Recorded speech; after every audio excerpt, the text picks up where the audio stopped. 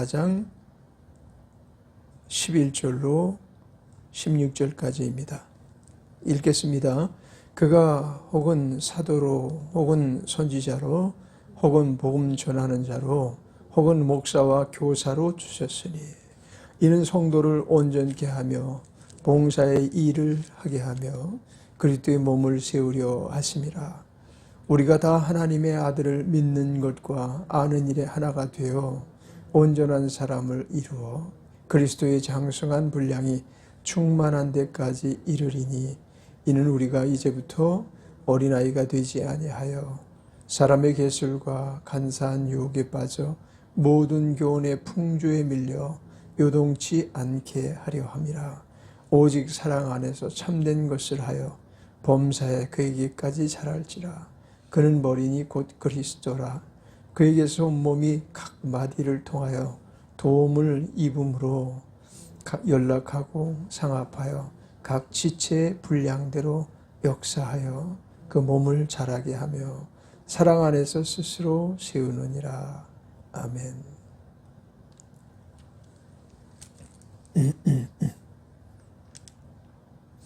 어제 이제 11절로 14절까지 후반부는 시간이 지나므로 우리가 살펴보지 못했던 내용이고요. 시간이 될지는 모르겠지만 일단 11절에서 14절까지 말씀을 먼저 보고 시간이 되는 대로 15절에서 16절까지 가급적이면 오늘 다 우리가 읽음으로 묵상하고 그 내용을 살펴보기를 바랍니다. 하나님께서 바울 사도를 어떤 상태로 몰아가셨는가, 또 바울 사도는 하나님 앞에 자기를 어떤 상태로 몰아갔는가 하는 내용이 4장 1절에 보면 좀 약간의 우리 언지를 통해서 알게 하시는데요. 그러므로 주 안에서 갇힌 내가 너희를 권하노니 너희가 부르심을 입은 부름에 합당하게 행하여, 이렇게 말씀하고 있잖아요. 여기서 그 전반절 말씀을 빼고 너희가 부르심을 입은 부름에 합당하게 행하여 라는 말로 첫 번째 에베소 4장 부르심에 합당한 삶을 살라라는 내용으로 전했는데요. 사실은 그 후반부의 그 내용의 말씀을 말씀되게 하고 권위 있게 해주시는 말씀 바로 전반부에 나오죠. 그러므로 주 안에서 갇힌 내가, 이렇게 나옵니다. 주 안에서 갇혔다라고 이렇게 말하고 있죠.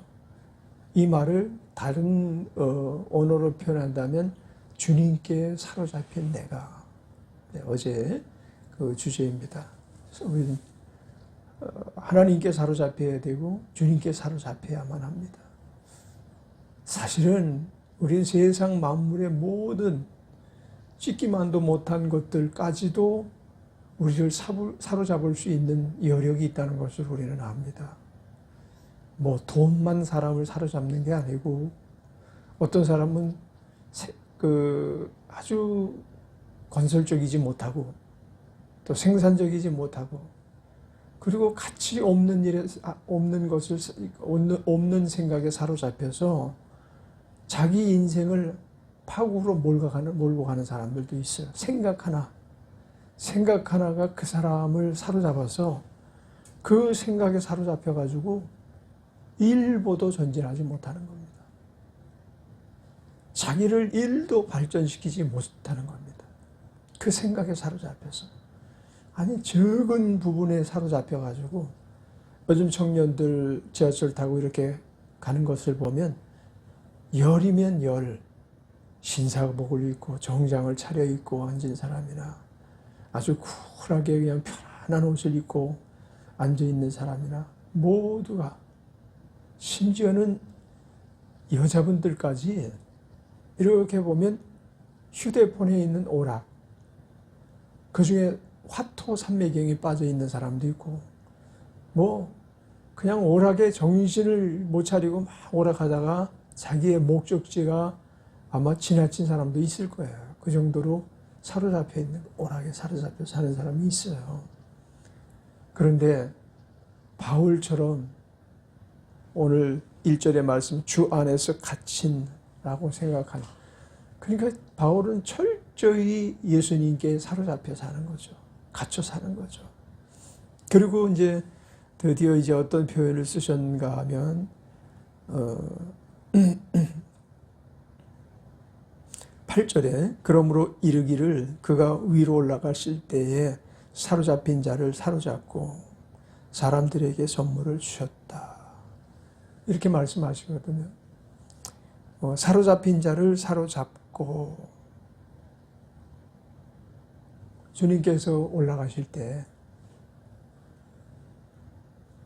아주 그냥 그 제자들을 성령의 불도가니탕으로 몰아가실 작정을 하셨어요. 너희가 성령을 받으라 라고 부활하신 제자들 만나신 다음에 주님께서 제자들에게 당부하신 말씀이 성령 받으라 라는 말씀이었었어요. 우리가 주님께 사로잡히기 위해서는 어떤 조치가 필요한가 하면 성령을 받아야 돼요. 성령을 충만하게 받은 사람일수록 아주 미친 사람처럼 보이는 경향이 농후하잖아요. 누구에 미친 사람처럼? 하나님께 미친 사람. 그들의 기도하는 것을 보고 그들의 전도하는 것을 보면 참 부럽기가 짝이 없습니다. 어떻게 저렇게 예수님을 불같이 믿지? 뭐 이럴 정도로 그렇게 믿는 사람들이 다 그렇지는 않지만 더러 우리가 발견하고는 난 이 상태로 계속 가서는 안 돼야. 나는 지금 잠들어 있는 건 아닌가? 나는 졸고 있는 건 아닌가? 이런 생각을 하게 될 정도로 아주 뜨겁게 신앙생활하는 사람들이 계셔요. 사실은 그런 사람들 중에서 하나님이 자기의 사명을 감당케 하는 종으로서 또 목사로서 사도로서 선지자로서 쓰시는 분들은 다 그런 부류의 사람입니다. 뜨뜻미지근한 것을 하나님이 사용하실 수가 없으신 거예요. 완벽하게 바울처럼 갇히고 사로잡혀서 오직 주께서 어떠한 일을 우리에게 요청하시는가에 아주 시선을 곤두 세우고 있는 거죠. 짐승들이 이런 데에 아주 조금 더 특화된 그런 그 생명체가 아닌가 싶어요. 미물인 생쥐, 쥐가 여기 한 마리가 딱 떨어졌다고 하면 막 정신없이 막 그냥 살 길을 찾아서 도망가기 위해서 몸부림을 칠 거예요. 우리가 흔히 요즘 이제 길고양들을 하여튼 곳곳에서 만나게 되는데 아마 우리 전국에 퍼져 있는 길고양이들이 숫자를 헤아려 보면 아마 엄청날 거예요, 숫자가. 근데 얘네들이 살기 위해서 얼마나 촉각을 곤두세우고 길 하나를 건널 때에도 그 몸을 아주 낮게 하고서 막 드리번하면서 그렇게 길을 걷는다고. 그러다가도 비명횡사하는 그런 고양이들이 생기거든요. 자동차에 치여서 그냥 뭐 즉시로 그냥 그 생명이 날아가는 거죠. 그래서 내가 아마 그런 걸 아는지는 모르겠어요. 자동차에 부딪히거나 사람에게 발견돼서 찰나의 순간에 내 생명이 날아갈지도 몰라. 이런 자세예요. 사는 삶의 자세를 보면. 그런 모습을 보면서 우리가 지금 하나님을 믿노라 하면서 하나님 자녀로서 또 하나님 아들로서 산다고 말은 하지만 내가 살고 있는 이 모든 그래서 나타나는 행위들이 정말 하나님 자녀로서 긴장감 있게 이 세상과 싸워 이길 만한 그런 그 어떤 그 감각을 가지고 살아가고 있는지 그런 그 용맹성을 지니고 살아가고 있는지 아니면 투쟁성을 가지고 살아가고 있는지 그런 부분들은 한번 살펴볼 필요가 있어요. 사사롭고 적은 문제라도 소홀히 하고 있지는 않는지 살펴볼 필요가 있죠.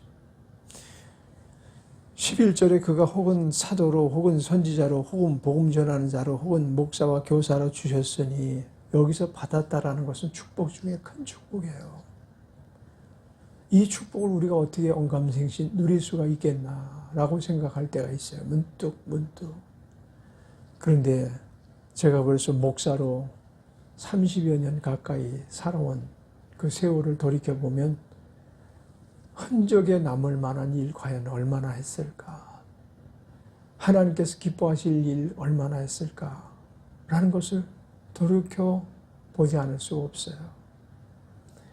예를 들어서 집회에 가서 집회하는 심정으로 다 열정적으로 매주일 교회를 섬겼다면 이런 후회감도 있고요. 보통 집회 가면은 이틀 이제 저 후반부만 되면 목이 막 가고, 그리고 그 사람들과 나와의 관계가 내가 섬기는 교회의 성도와 또 목사로서의 관계는 사실은 다름이 없는 건데 어찌 보면 그쪽에 더 열정을 쏟고 내 목양지는 돌보지 않고 살았던 것이 아닌가, 이런 반성도 하게 되고요. 우리 하나님이 주신 이 귀한 직분, 이 사명, 이것은 우리가 취득한 게 아니라는 것을 우리는 분명히 인식을 해야만 합니다. 우리가 노력해서 공부해서 우리가 자원해서 물론 갈 수 있겠죠. 그렇지만 그 모든 것들이 하나님이 주셨다라는 인식이 없다고 한다면 그는 자기의 직무에 태만한 그런 삶을 살 수밖에 없어요. 고작 해야 그저 월급 받는 사람, 교회로부터 생활비 얻어서 사는 사람, 이 정도에 지나지 않겠는가? 이것은 하나님이 주셨기 때문에 하나님께 상 받기 위해서, 하나님이 뭐 그날 월급을 주신다고 가문이설로 말할 수 있겠죠. 하나님은 좋으신 분이고 사랑하시는 분이고 부유가 풍성하신 분이기 때문에 충성하는 자에게 왜 어려움과 고통과 괴로움을 가하시겠는가, 이렇게 표현할 수도 있겠죠. 하나님은 우리에게 주시되 넘치게 주시기를 원하십니다. 이쪽으로 포커스를 늘 맞추고 살 수 있겠죠. 그런데 우리가 정말 하나님의 의도와 하나님께서 우리에게 주신 이 사역의 성질, 성격을 자세히 알게 된다면 그 같은 삶을 살 수가 없는 겁니다. 왜 목사를 주셨는가? 왜 사도를 임명하셨는가? 선지자로 혹은 복음 전하는 자로, 교사로 우리를 세우셨는가 하면 12절에 보면 이른 성도를 온전케 하며 봉사의 일을 하게 하며 그리스도의 몸을 세우려 하심이라, 이렇게 말씀하고 계시죠. 그죠? 여기서 성도를 온전케 하고 봉사의 일을 하게 하고 그들을 어떻게 하기 위해서 그렇게 하는 거예요? 시키는 거예요. 그리스도의 몸이 되게 하려고. 그리스도의 몸이 되게 하려고. 우리는 교회에 그러면 어떤 부분에 더 많이 포커스를 맞추는가 하면, 누가 목사야? 거기 그 성도는 얼마나 돼? 그 교회당은 건축이 됐어? 그러니까 이게 누가 목사야? 성도는 많이 있나? 은혜가 좀 돼? 교회당은 건축됐어?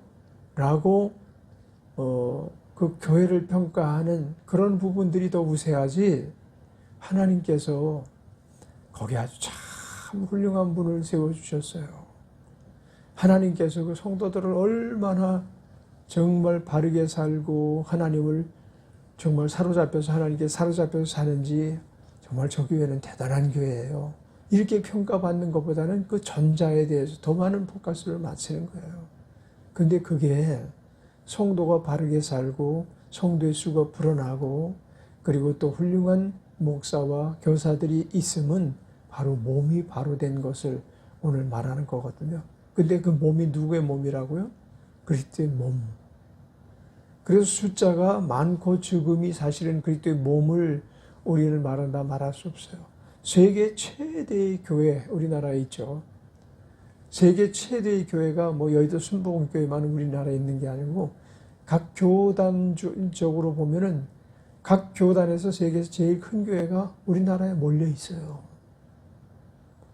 그런데 우리 장 목사님, 장경동 목사님 부흥회 할 때 그런 얘기 종종 하시잖아요. 일본 사람들은 예수님을 믿지 않는 사람들보다 예수님을 믿는 우리보다 예수님을 믿지 않는 사람인데도 불구하고 예수님을 믿는 우리보다 더 정직하고 더 바르게 살려고 도덕적으로 더 성숙한 사람들이다. 교통신호도 잘 지키고 또 거짓말도 안 하고. 그런데 우리나라 사람들은 특히 과일 우리가 사 먹을 때 엊그저께 사 먹은 과일도 그렇잖아요. 몸체는 크고 보기 때깔도 좋고.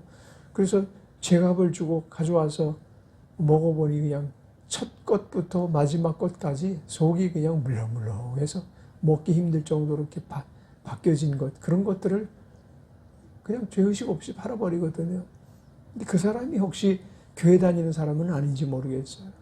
우리가 교회 다니는 사람으로서 그리스도 몸으로 세워졌다라는 인식을 가지는 게 얼마나 중요한지 몰라요. 영광을 가리우는 거거든요. 머리가 언제 수치스럽나요? 먼저 머리가 삐죽삐죽하고 정말 창피하고 부끄러워지나요? 몸이 바른 행동하지 못할 때예요. 그럼 우리가 바른 행동하지 못하기 시작하면 우리의 머리 되시는 예수님이 다 부끄러움을 당하시고 모욕을 당하시고 또 그 이름이 걸맞는 대우를 받으셔야 되는데도 불구하고 아니 죽었다가 다시 살아나시고 하늘로 승천하신 분이 일반 종교 지도자들과 똑같은 취급을 받는 것 자체가 마귀의 술수이긴 하지만 우리의 잘못도 그 안에 많이 함축되어 있음을 우리는 부인할 수 없는 것입니다. 특히 목사들을 그리고 또 세움받은 장로들, 선지자는 하나님께서 직결 사용하시는 것이니까 차지하고라도 하나님께서 목사가 잘못했다고 바로바로 직결 처분하시지 않거든요. 물론 쓰시지 않는 경우는 있으셔요. 그러나 그들도 그저 우리 몸의 한 부분이기 때문에 이걸 잘라내면 머리가 고통스러워지거든요. 팔다리가 고장이 나면 머리가 고통스러워지는 거예요. 그래서 어찌해서라도 고쳐보려고 그처럼 노력하시는 주님의 어떤 마음을 이해하지 못하고 그러면 그건 몸이 아닌 거죠. 몸은 수시로 그 머리의 지시를 따라야 돼요. 머리의 지시를 따르지 않게 되면 그가 아무리 잘 배우고 아무리 능력 있고 아무리 일을 많이 한다 하더라도 그건 몸이 아닌 거거든요. 몸은 철저히 머리에 사로잡혀 살아야 된다. 머리의 생각에 순종하면서 정말 순응하면서 살아야 된다. 머리가 이렇게 해라 하는데 몸이 안 따라주면 이게 고장난 거예요. 병든 거예요. 병든 끝은 어딘가요? 병이 짙으면 짙을수록 잘리워지는 거죠. 예를 들어서 팔이 고장이 났어요. 그래서 손가락 마디부터 썩어 들어가요. 그러면 할 수 없이 잘라야 돼. 그것으로 인하여 다른 곳이 문제가 발생하니 자르는 거예요. 그러니까 우리는 때로는 이제 이 지경까지도 왔을 때가 없지 않아 있다라고 보는 거죠. 하나님께서 더 이상 두고 보실 수 없는 지경. 그죠? 그래서 하나님은 사로잡힌 자에게 선물을 주시는 거예요. 하나님께 사로잡힌 자에게 선물을 주실 수 있는 이유 중에 하나가 몸으로서의 기능이 그래야 비로소 나오는 거거든요. 사로잡힌 게 지나친 게 아니라니까요. 갇힌 게 지나친 게 아니고 갇혀야만 몸으로서의 구실을 할 수가 있고 사로잡혀야만 몸으로서 그 머리를 대변하면서 살아갈 수 있는 거예요. 설교자가 자기가 설교를 하고 싶은 주제를 따라서 제목 정하고 본문 막 찾아서 뒤져서 본문 찾고 예화 찾고 사람들의 반응 어떻게 하면 사람들이 환호할 수 있는가 거기에만 포커스를 맞추고 만약에 설교를 했는데 사람들이 와 명설교다 하고 박수를 치고 막 그랬다고 가정합시다. 매번 설교할 때마다 그랬다고 가정합시다. 그는 몸은 아니에요. 하나님께서 말씀하고 싶은 그 부분을 찾아서 말씀하는 것이 몸의 역할이 되고 대언자의 역할이 되는데 그렇지 않거든요. 미국에서 긍정적인 신학을 많이 도태시키고 발전시키고 그랬죠. 그래 긍정적인 그 설교를 하는 사람이 나중에 보니까 그리스도의 생명이 없다는 거예요. 수만 명이 방송 청취하고 수만 명이 그가 기록한 저서한 책들을 읽어서 보고 이렇게 살면 부자가 되고 이렇게 살면 건강한 사람이 되고 이렇게 살면 사람들에게 추앙받고 존경받는 삶을 살 수 있다라는 그런 주제를 따라서 얼마나 맹신적인 신앙생활을 하고 있는지 몰라요. 그런데 그에게는 예수가 없어요. 예수도 구원자요. 그리고 뭐 다른 그 무엇도 구원자로서의 역할을 할 수가 있는 이유는 모두가 다 하나님 아래에 있기 때문에 뭐 이런 식으로 나가거든요. 우리는 하나님 앞에 사로잡히는 것 가지고 부족해요. 하나님께 사로잡히는 것 가지고 그 사람이 하나님의 아들이다 자녀라고 말할 수 있는 그런 처지에 놓인 사람들이 아니에요. 우리는 오직 예수께 사로잡힌 바 돼야 돼요. 그래야 그분이 구원한 자로서 사로잡혀 이는 예수로 말미암아 구원받은 자하고 데려갈 자가 돼야 하나님께서도 인정하시고 성령님께서도 그 안에 내주하실 수가 있거든요. 자, 그래서 이는 성도를 온전케 하며 봉사 일을 하게 하며 그리스도의 몸을 세우려 하심이라. 13절 우리가 다 하나님의 아들을 믿는 것과 아는 일에 하나가 되어 온전한 사람을 이루어 그리스도의 장성한 분량이 충만한 데까지 이르리니 이는 우리가 이제부터 어린아이가 되지 아니하여 사람의 계술과 간사한 유혹에 빠져 모든 교훈의 풍조에 밀려 요동치 않게 하려 함이라. 아멘입니다. 우리가 다 하나님 아들을 믿는 것에 먼저 초점을 맞추지 않고서는 하나님을 알 수가 없고 성령님의 영향 안에 살 수가 없어요. 우리가 예수님께 갇히고 사로잡힐 수 있는 유일한 비결이 성령 충만한 거예요. 성령의 충만을 받아야 그때부터 하나님 아들 믿는 것과 아는 일에 하나가 될 수가 있어요. 누구 하나가 돼요? 예수님과 하나가 될 수가 있는 거예요. 예수님 우리의 머리거든요. 교회는 사실은 믿는 사람 한 사람이 교회잖아요. 성도고 성전이니까. 그런데 우리는 교회당 또 거룩한 성전 이런 표현을 자주 쓰는데 그것과 사실은 교회가 전혀 별개일 수 있다니까요. 그런 것이 건물이고 집일 수밖에 없고 교회를 담는 성전을 담는 참 성전은 오직 하늘에 있어요. 그리고 지금 현재는 예수님이 우리의 성전이에요. 그래서 우리는 예수님 안에 있을 때 비로소 그분의 성전으로서 그분의 일을 도모할 수가 있거든요. 이는 우리가 이제부터 어린아이가 되지 아니하여 사람의 괴술과 간사한 유혹에 빠져 모든 교훈의 풍조에 밀려 요동치 않게 하려 함이라. 그렇죠. 우리가 이제 덜 성장되어졌을 때 세상의 교훈 그리고 계율 분간치 않고 하나님 말씀과 그냥 짬뽕을 해가지고 혼잡하게 예수님 믿는 사람들이 얼마나 많느냐. 요동하는 거죠. 그건. 하나가 된 게 아니죠. 하나가 되기 위해서는 지금 죽더라도 지금 이 상황 속에서 우리가 죽더라도 오직 주님 뜻에 맞는 삶을 살겠습니다.